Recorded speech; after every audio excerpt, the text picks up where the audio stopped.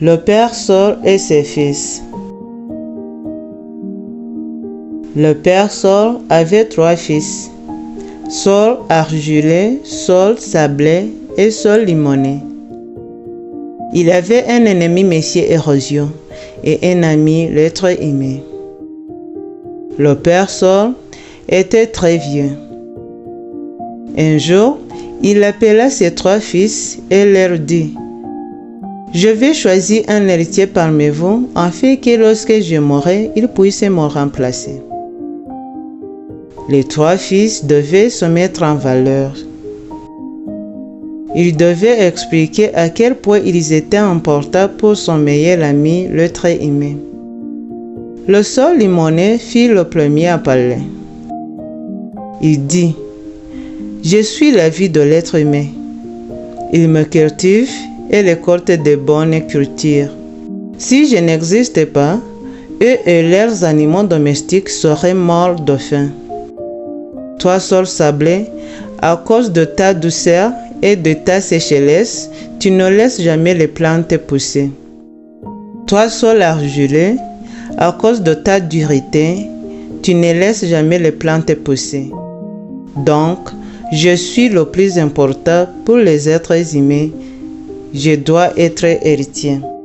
Quand vint ce tour, le Saul sablé s'éclaircit la gorge et dit: c'est vrai que je ne suis pas un bon ami des plantes, mais je suis plus important que vous ne le pensez.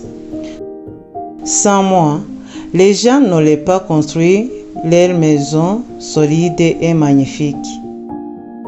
Toi, Saul limoné, as-tu déjà vu une maison solide construite sur du sol limoné? Alors, accepte-le. Je suis le plus important. Je dois être l'héritier. Quand on donna la parole au Saul argilé, il dit: je suis le sol le plus important pour les êtres humains.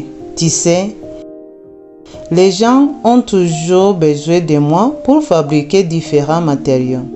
Ils fabriquent des tasses, des pots et des beaux vases avec moi. En fait, des briques très solides sont faites à partir du sol argilé. Donc, je suis le plus important.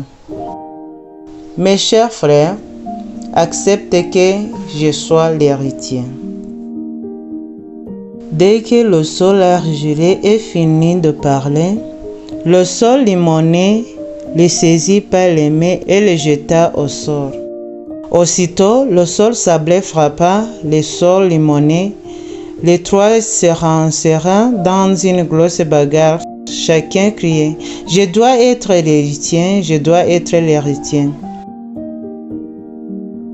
Le père Saul fut très triste et leur dit d'arrêter de se battre. Il les appela près de lui et dit: mes chers enfants, je suis très triste que vous ne vous aimez pas. Vous avez échoué à choisir un héritier parce que vous ne vous aimez pas. S'il vous plaît, apprenez à vous respecter, à vous aimer les uns les autres, puis travaillez ensemble. Si vous le faites, vous serez très riche et vous vaincrez notre ennemi, Monsieur Érosion. Les gens vous aimeront davantage. Ils ne vous exploiteront pas dans leur terrain et Monsieur Érosion ne vous importera plus dans les lacs et les rivières. Mes chers enfants, je vous nomme tous mes héritiers, mais aimez-vous et travaillez ensemble. Vous avez vu que vous êtes tous importants pour mon ami l'être aimé. Alors, vous pouvez lui demander de vous aider à combattre notre ennemi et il le fera. Allez lui dire de planter plus d'arbres sur les montagnes.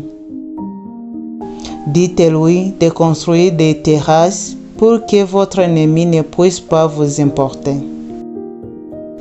Vous savez, l'ami de votre ami est votre ami, l'ennemi de votre ennemi est votre ami, mais L'ennemi de votre ami est votre ennemi.